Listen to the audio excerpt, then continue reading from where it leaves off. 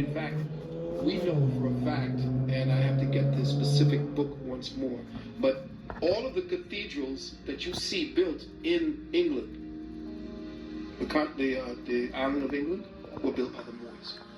By the time the Moors got into Europe, the illiteracy rate was very high because there was no practical reason for people to read at the time because people were really trying to survive.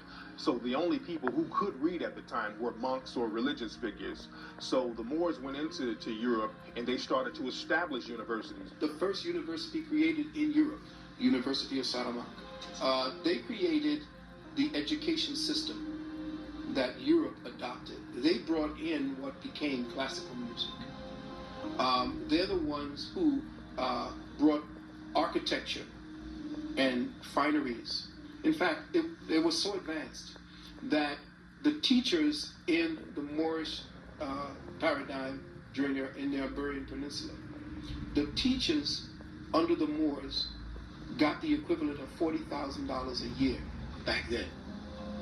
That's how advanced they were. In fact, everywhere in Europe sent their best to go and learn there, just like they sent them to Timbuktu, just like they sent them over to Luxor, just like they sent them over to where all these areas where you see Africans and high sciences were.